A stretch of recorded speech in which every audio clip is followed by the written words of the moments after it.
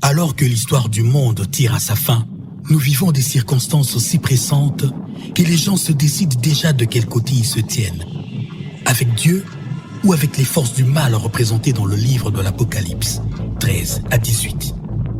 Ces forces du mal ont incarné les puissances politiques, religieuses, technologiques et économiques qui gèrent toutes les ressources du monde pour assujettir et exécuter les désirs antichrist contre Dieu, son Christ et son Église sur terre.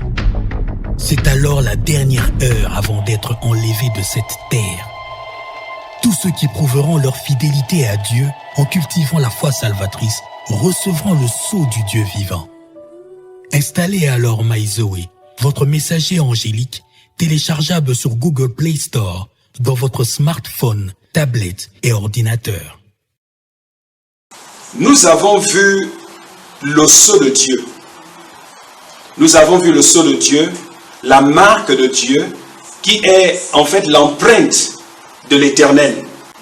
Et l'empreinte de l'Éternel, c'est sa marque. C'est un signe pour quiconque nous voit, que ce soit dans le monde spirituel, que ce soit dans le monde physique. Les anges peuvent voir que nous appartenons effectivement à l'Éternel. Alléluia. Donc c'est un signe pour les anges. C'est un signe pour quiconque nous voit. Mais une signature qui est la marque ou encore l'empreinte de l'Éternel. C'est ce qui nous donne l'assurance. Nous savons que nous appartenons au Seigneur. Nous avons l'assurance que nous sommes sauvés. Nous avons l'assurance que lorsque Jésus vient chercher son Église, nous ferons partie de cette armée qui sera enlevée. Alléluia. Ce matin, nous allons voir ce que nous appelons le sceau de la fin des temps. C'est ce que nous appelons le sceau eschatologique. Eschatologique, ça veut dire que c'est un sceau de la fin des temps. Alors ce matin, j'aimerais que nous puissions aller dans Apocalypse chapitre 7. Nous sommes en train de faire une étude et donc nous allons parcourir un certain nombre de versets bibliques. Apocalypse chapitre 7, le verset 2, la Bible dit « Et je vis un autre ange qui montait du côté du soleil levant et qui tenait le sceau du Dieu vivant. » Alléluia. Qui tenait le sceau du Dieu vivant. Il cria d'une voix forte aux 4 anges à qui il avait été donné de faire du mal à la terre et à la mer. Et il dit, ne faites point de mal à la terre, ni à la mer, ni aux arbres, jusqu'à ce que nous ayons marqué du sceau le front des serviteurs de notre Dieu. Alléluia. Voici ce que l'ange de l'Éternel dit aux anges à qui il avait été donné de détruire la terre. Et vous savez que lorsque nous parlons de la destruction de la terre, nous nous référons à tout ce qui constitue la terre. Ça veut dire la nature et les êtres vivants qui s'y trouvent. C'est pourquoi Dieu instruit à l'ange pour donner un ordre à ses anges de ne pas détruire la terre jusqu'à ce que chaque serviteur de Dieu ait été scellé. Alléluia. Et vous savez, ce sceau est très important. Parce que lorsque nous remontons dans l'Ancien Testament, nous voyons comment Dieu a marqué sur le linteau de chaque porte des enfants d'Israël, avant que l'ange de la mort ne vienne en Égypte pour détruire les premiers-nés en Égypte. Il était important que Dieu marque son sceau sur la porte de chaque enfant d'Israël. Alléluia. Donc c'est important que Dieu en fait qu'il mette toujours la différence entre ceux qui l'appartiennent et ceux qui ne l'appartiennent pas. Parce que ceux-là qui doivent être détruits ont choisi de briser, de détruire le principe de la protection naturelle de Dieu. Ils ont violé la loi de l'Éternel. Ils se sont écartés de Dieu. Ils ont enlevé tout ce qui concerne Dieu de leur vie de tous les jours, de leur politique, de leur activité économique. En fait, dans la société, ils ont écarté Dieu de tout ce qui les concerne. Ils ouvrent la porte au destructeur, celui qui détruit, celui qui vole, celui qui tue, celui en fait qui vient pour détruire. Et vous savez, les forces du mal ont le pouvoir de détruire. Et lorsque ces principes sont violés, les portes sont ouvertes à ce que la destruction se fasse. Mais il faut que Dieu intervienne toujours dans le monde des particules, afin que ceux qui l'appartiennent soient épargnés de la destruction. Alléluia. Donc, vous comprenez que ce n'est pas Dieu qui envoie l'ange de la mort en Égypte. Ce n'était pas Dieu. Ce n'est pas aussi Dieu qui envoie l'ange de destruction, l'ange de la mort, l'ange de la guerre, l'ange des épidémies, l'ange des pandémiques, l'ange des maladies, l'ange qui détruit. Ce n'est pas Dieu. Mais c'est la violation des principes de Dieu qui ouvre la porte à ces anges déchus pour venir opérer le mal sur la terre. Beaucoup de gens ne comprennent pas cela. Lorsque vous souffrez, si vous avez été victime d'une maladie, d'un accident ou de quoi que ce soit, la chance est que vous avez violé la loi de l'Éternel. Alors vous avez été exposé à ces destructions. C'est pourquoi n'accusez pas Dieu. C'est pourquoi vous ne devez pas vous décourager. Vous devez par contre vous tourner vers le Seigneur pour demander pardon.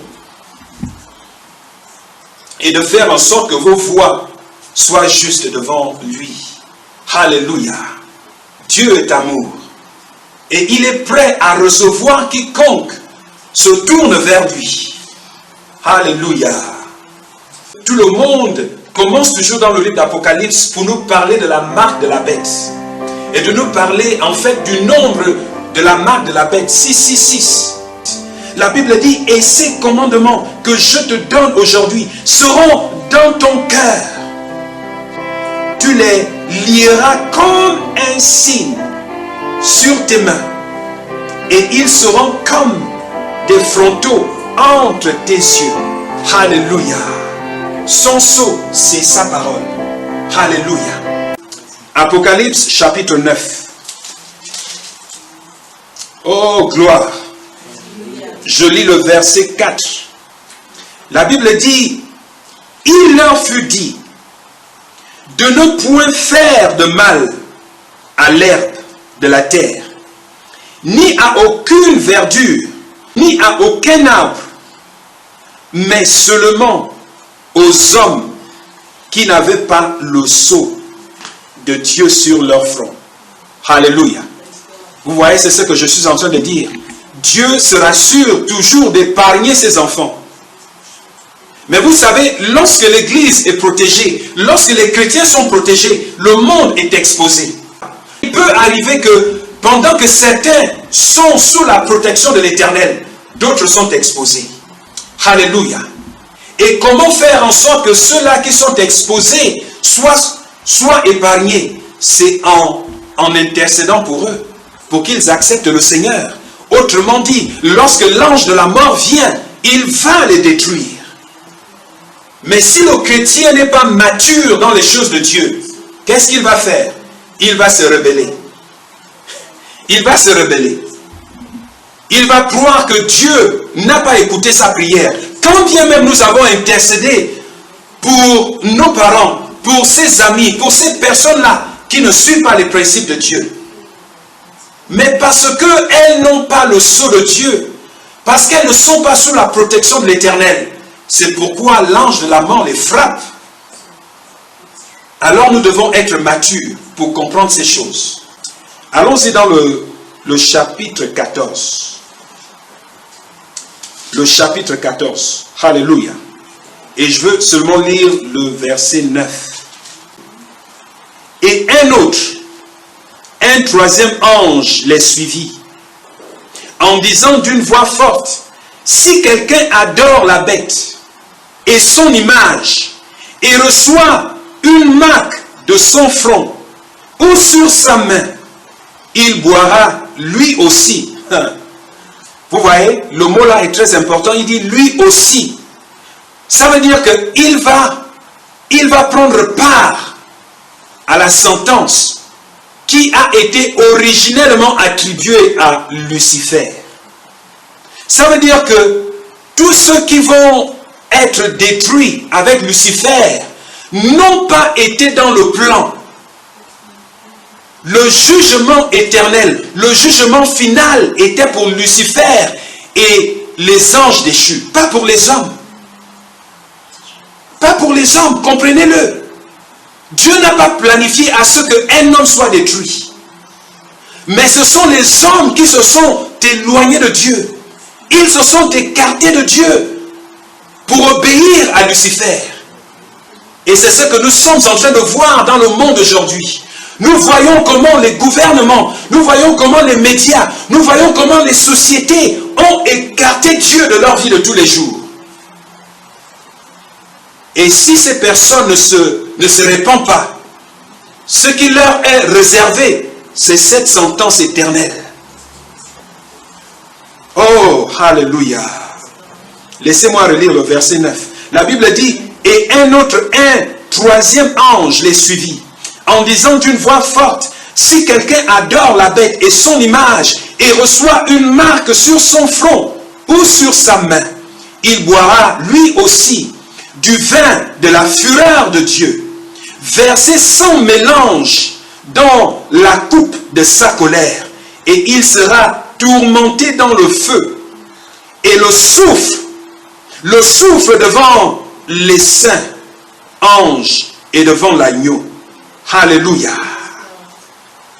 Vous voyez, ça c'est la destruction finale.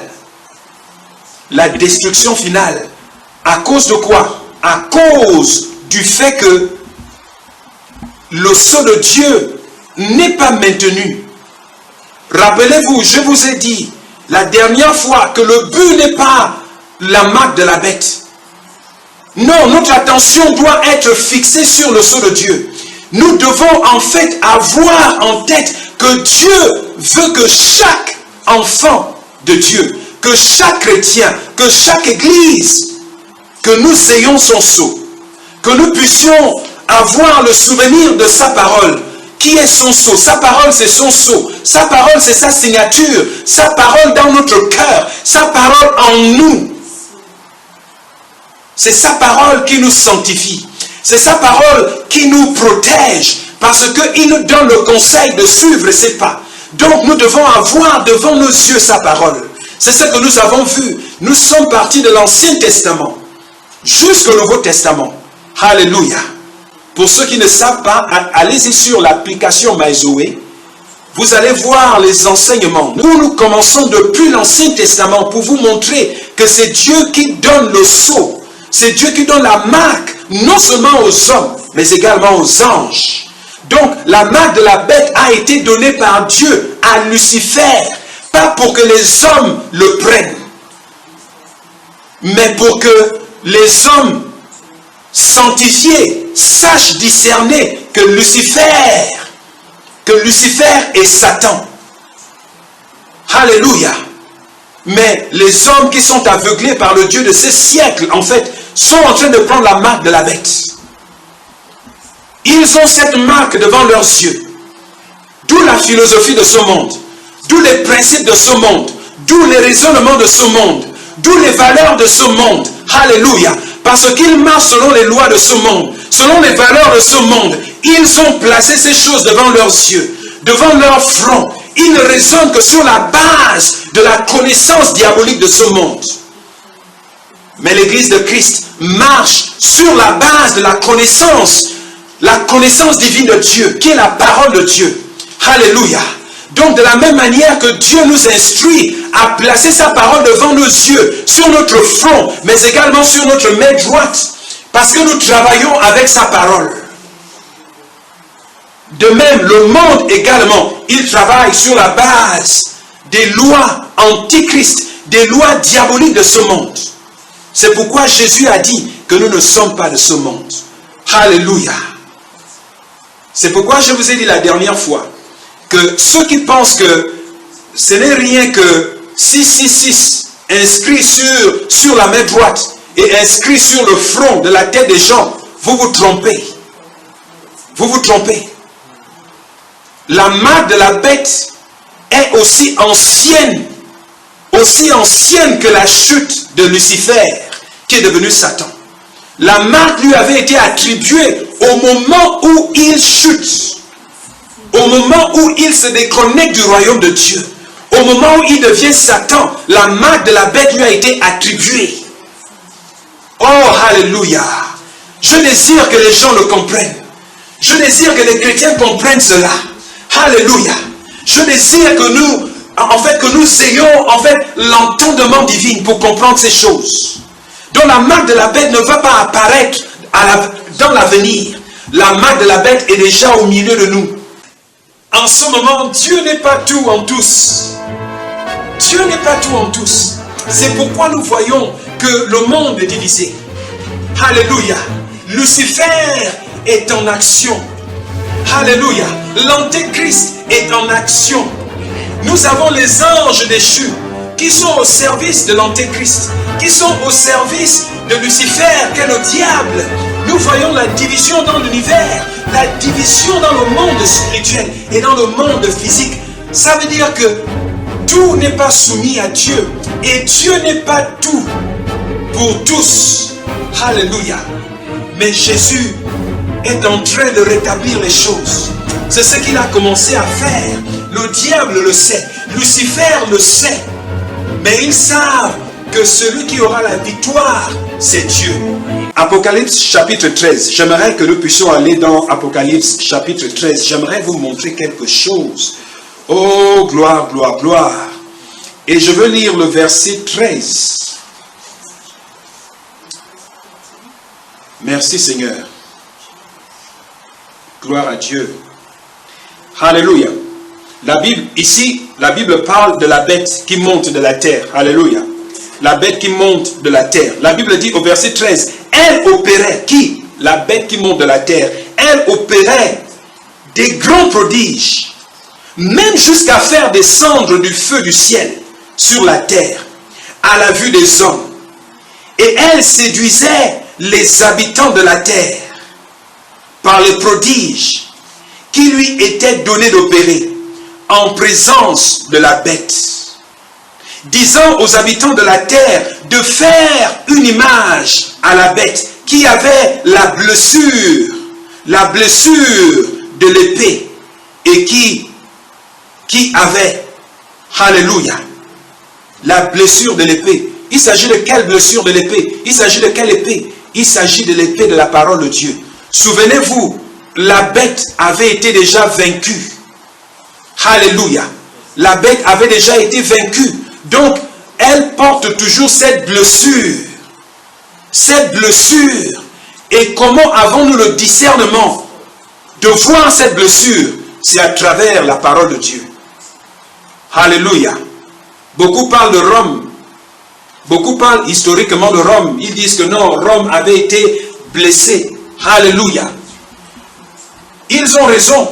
Ils ont raison parce que ils ont une approche physique. Ils regardent l'organisation physique. Mais sachez que Rome n'est rien que l'incarnation. N'est rien que, en fait, Rome est possédée par Lucifer. Alléluia. Et vous savez, cette image, ce que je suis en train de lire va se manifester. Ça va arriver.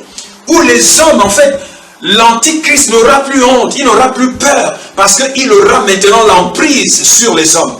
Alors il va imposer à ce que les hommes fassent une image physique. Alléluia. Une image physique. Quand bien même il existe déjà une image spirituelle.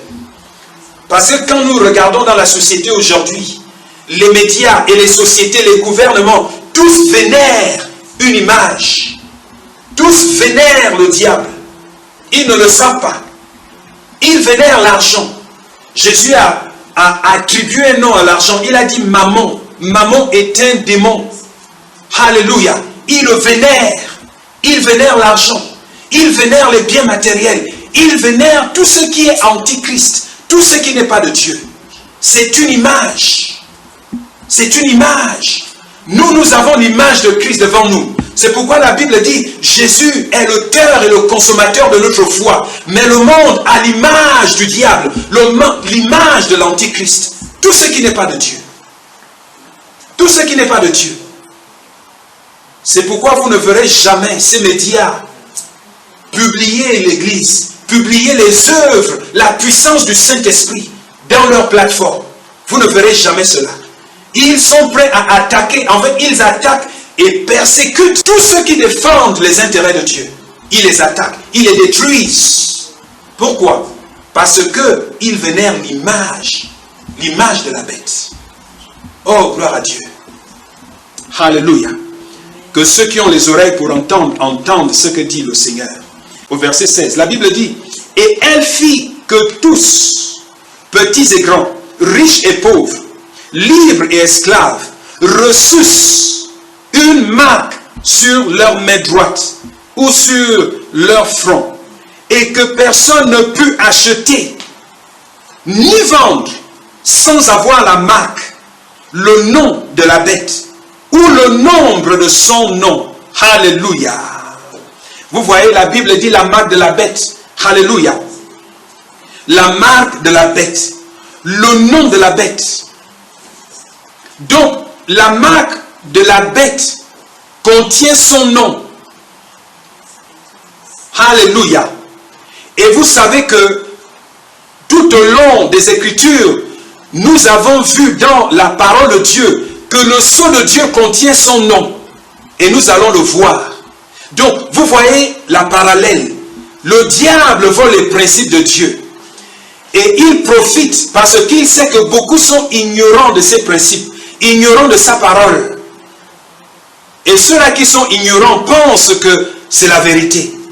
Non, il vole le principe de Dieu. C'est pourquoi je vous dis de ne pas vous focaliser sur la marque de la bête. Ça va vous écarter de la vérité du Seigneur. Mettez votre focus sur le sceau de l'Éternel. Alléluia. La Bible dit au verset 17, « Et que personne ne put acheter ni vendre sans avoir la marque, le nom de la bête ou le nombre de son nom. » Oh gloire. Combien aujourd'hui, combien de chrétiens ont cherché l'emploi jusqu'à trouver l'emploi dans une entreprise et on leur a dit de s'éloigner des principes de l'Éternel. Ils se sont compromis.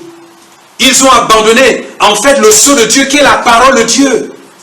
Et ils ont suivi en fait l'image de la bête, la marque de la bête. Ça veut dire les principes, les raisonnements, les philosophies, les normes de l'Éternel, les normes du diable. Ils se sont éloignés de Dieu. Ça veut dire ils ont chuté. C'est ce que la Bible dit ici. Que dans une telle société, dans le siècle actuel, le siècle dans lequel nous vivons, beaucoup en fait ont la condition d'avoir la marque, d'épouser la marque de la bête, s'ils veulent vendre ou encore s'ils veulent acheter. Beaucoup rejoignent des groupes antichrist, des groupes diaboliques que nous appelons en fait des sectes, afin de pouvoir afin de pouvoir prospérer. Ils abandonnent la marque de Dieu pour épouser la marque de Satan. C'est ce que je suis en train de dire. La marque de la bête est bel et bien au milieu de nous. Oh, alléluia. Merci Seigneur. Merci Seigneur. Merci Seigneur. La Bible dit au verset 18, c'est ici la sagesse. Que celui qui a de l'intelligence calcule le nombre de la bête. Car c'est un nombre d'hommes. Et son nombre est 6 et 666. La Bible dit que la marque de la bête contient un nombre. Ce nombre, c'est 666. Et ce nombre, écoutez ceci, écoutez cela. Oh, gloire, gloire. La Bible dit, car c'est un nombre d'hommes. Un nombre d'hommes. Et son nombre est 666. Alléluia. Pourquoi en fait les gens sont confus par rapport à ce verset? Alléluia. Lorsqu'il parle de calculer, il ne s'agit pas en fait d'un calcul mystérieux. Non, ce n'est pas un calcul mystérieux. La Bible dit que ce nombre, c'est le nombre d'hommes. Le nombre d'hommes. Le nombre d'hommes. Et souvenez-vous, Ésaïe dit, Ésaïe, lorsqu'il parle de Lucifer, lorsqu'il parle du diable, il dit 7 hommes. Lisez Ésaïe. Il dit 7 hommes. Ça veut dire que le diable est un homme. Pas un homme humain, mais un homme du ciel. Alléluia. Un homme du ciel qui fut, en fait, qui fut un ange divin. En d'autres termes, chaque ange déchu sont des hommes.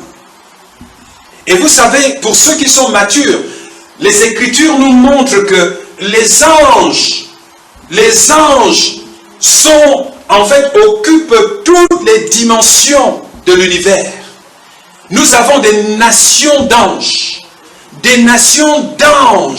qui sont éparpillées dans tout l'univers. Mais vous voyez, nous avons des nations des anges déchus. Et nous avons des nations des anges divins. Certains sont sur terre. Ceux qui appartiennent à Dieu sont sur terre pour le service de Dieu. Mais ceux qui sont du diable et qui sont sur terre sont au service de Lucifer. Alléluia. Mais ce sont des hommes. Ce sont des hommes qui ne sont pas des hommes humains. Alléluia. Oh gloire, oh gloire. Alléluia. J'espère que vous comprenez cela. J'espère que vous le comprenez. C'est pourquoi Ésaïe dit cet homme. Est-ce l'homme? Il dit, est-ce l'homme? Est-ce l'homme qui divise les nations? Est-ce toi l'homme qui divise les nations? Il considère que le diable est un homme. Alléluia. Alors, lorsque nous relisons ce verset, la Bible dit que 666, c'est le nombre d'hommes. Comprenez de quoi il s'agit. Alléluia. Comprenez ce qu'il est en train de dire. Oh, gloire à Dieu. Merci Seigneur. Merci Seigneur. Merci Seigneur. Et vous savez, la Bible nous montre que dès que la puissance restreinte, la puissance en fait qui bloque encore l'action du diable sur terre, dès que l'Église est enlevée de ce monde, ces hommes seront libérés dans le monde pour exécuter des jugements, des destructions. Ils vont tuer, ils vont piller, ils vont détruire. Je désire que vous ne fassiez pas partie de ces chrétiens qui vont rester, de ces personnes qui resteront. Parce que Dieu a besoin que ceux qui ont les yeux pour voir, les oreilles pour entendre, que véritablement ils entendent ce que dit l'Esprit. Laissez-moi lire à partir du verset 1. La Bible dit, « Et j'entendis une voix forte qui venait du temple et qui disait aux 7 anges, « Allez et versez sur la terre les 7 coupes de la colère de Dieu. » Souvenez-vous, dans le chapitre antérieur, nous avons vu comment Dieu instruit l'ange pour lui demander de demander aux anges à qui il avait été donné de détruire la terre, d'attendre jusqu'à ce que chaque enfant de Dieu, à cette époque, soit marqué du sceau de Dieu, soit marqué de l'empreinte de Dieu. Alléluia. C'est pourquoi ici, la Bible dit, « Et j'entendis une voix forte qui venait du temple et qui disait aux 7 anges, « Allez et versez sur la terre les 7 coupes de la colère de Dieu. » Le premier alla et il versa sa coupe sur la terre et un ulcère malin et douloureux frappa les hommes qui avaient la marque de la bête et qui adoraient son image. Oh, alléluia. Une destruction. Apocalypse chapitre 19. Chapitre 19, et je veux lire le verset 20. Oh, gloire, gloire, gloire. Gloire à Dieu. Le verset 20 dit, et la bête fut prise, et avec elle le faux prophète, qui avait fait devant elle les prodiges, par lesquels il avait séduit ceux qui avaient pris la marque de la bête, et adoré son image. Ils furent tous les deux jetés, vivants dans les temps ardents de feu et de soufre. Alléluia. Vous êtes en train de voir que tous les hommes qui résistent la grâce de Jésus-Christ seront détruits. Ils seront détruits non pas par Dieu, mais par le diable lui-même, qui vous éloigne de Dieu. Les philosophies que vous êtes en train de chérir aujourd'hui, qui sont contraires à la Bible, c'est par ces mêmes philosophies, c'est par ces mêmes lois, par ces mêmes motivations qui vous animent, qui vont vous emmener à être détruits sur cette même terre. Ça veut dire que non seulement vos biens matériels, votre argent, votre connaissance intellectuelle et tout ce que vous avez, vous serez détruits ensemble avec ces choses. Mais vous devez comprendre que le moment de la grâce est là. Recevez le Seigneur Jésus dans votre vie et vous aurez la place dans le nouveau monde.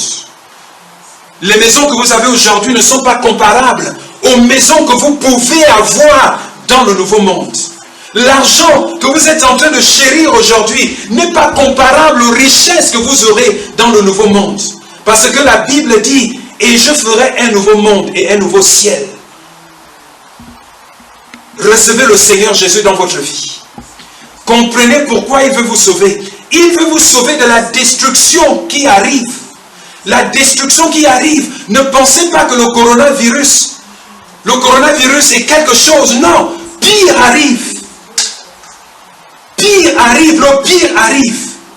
Même toute la connaissance des médecins dans le monde, des spécialistes dans le monde, tous les livres scientifiques dans le monde ne pourra vous sauver du pire qui arrive.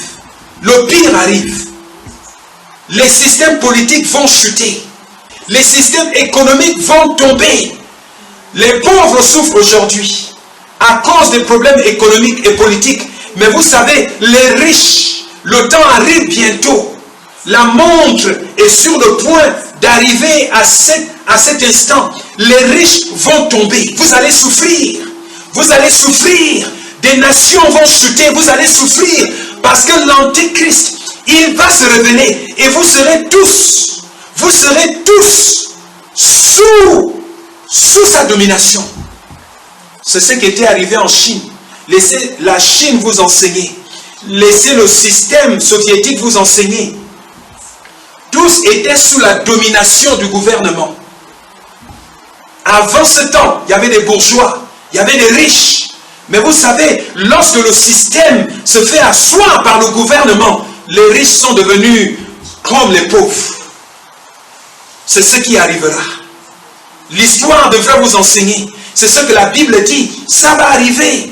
Donc le moment est pour vous de vous aligner avec le Seigneur afin que vous ayez le meilleur dans le monde qui arrive. Oh, gloire à Dieu. Alléluia. Je veux lire le verset 4 du chapitre 20. Alléluia. La Bible dit, et je vis les trônes, et à ceux qui s'y assirent fut donné le pouvoir de juger. Et je vis les âmes de ceux qui avaient été décapités à cause du témoignage de Jésus. Oh, gloire. Et à cause de la parole de Dieu. Et ceux qui n'avaient pas adoré la bête, ni son image, et qui n'avaient pas reçu la marque sur leur front et sur leurs mains. La Bible dit, ils revinrent à la vie. Et ils régnèrent avec Christ pendant 1000 ans. Alléluia. En d'autres termes, ce groupe de chrétiens rejoint le groupe du corps de Christ qui a déjà été enlevé. Alléluia. Oh, gloire. Vous êtes en train de voir en fait la profondeur de l'amour de Dieu. L'amour de Dieu en fait, est tel qu'il va se rassurer, qu'il va permettre à ce que chacun reçoit la dernière chance. Même ceux qui iront à la destruction éternelle, Dieu va leur accorder une dernière chance de voir les bonnes choses qu'ils auraient pu avoir s'ils avaient reçu Jésus-Christ dans leur vie. Il va leur montrer ce qu'ils auraient pu en fait recevoir, la bonne vie qu'ils auraient pu avoir après les avoir montré toutes les mauvaises choses qu'ils ont fait. Parce que la Bible dit les livres seront ouverts. Et ensuite le livre de vie va être ouvert. Alléluia. Et parce que leurs noms ne sont pas dans le livre de vie, il va leur montrer dans chaque livre de leur vie les choses qu'ils ont fait dans leur chair, dans leur corps charnel. Ça veut dire les choses qu'ils ont fait sur cette terre. Sur cette terre. Il va vous montrer comment vous avez tué. Il va vous montrer comment vous avez fait souffrir lorsque vous étiez ministre ou président. Vous avez exterminé les innocents dans une nation. Il va vous montrer toutes ces choses. Il va vous montrer comment, à cause de vous, vous avez affecté l'économie et plusieurs employés, plusieurs chefs de famille, des femmes et des hommes et les enfants ont souffert à cause de vous.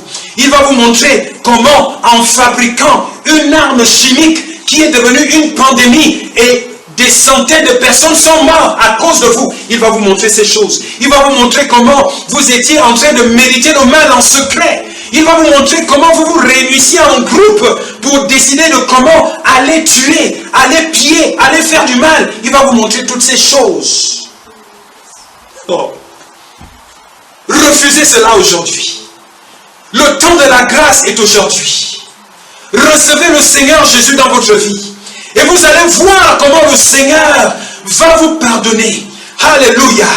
Vous devez être dans le livre de vie. Parce que tous ceux qui sont en Christ, tous ceux qui ont la marque de Dieu, le sceau de l'Éternel, l'empreinte de Dieu, ont leur nom dans le livre de vie. C'est pourquoi ils seront enlevés. Alléluia. Voici le plan de Jésus. C'est pour vous dire que une fois que l'Église est enlevée, ce n'est pas la fin de l'Église. L'Église va continuer son règne. Alléluia. Jésus doit continuer son règne. Et puisque Jésus doit continuer son règne, nous également, nous devons continuer notre règne avec Jésus. Alléluia. Ce qui me réjouit le cœur et l'esprit, c'est que nous sommes sur le point d'entrer dans la phase de la gloire éternelle. En tant qu'enfant de Dieu, tu es sur le point d'entrer dans la phase de la gloire éternelle. Alléluia. Tu n'auras plus de maladie. Tu n'auras plus en fait de souffrance. Tu ne connaîtras plus en fait toutes ces choses. Mais tu seras dans la gloire éternelle. Parce que la première chose que tu dois faire, c'est de juger les anges et les hommes de ce monde. Après ça, la Bible dit, Jean a dit, et je vis un nouveau monde. Dieu fit un nouveau monde et un nouveau ciel. Alléluia.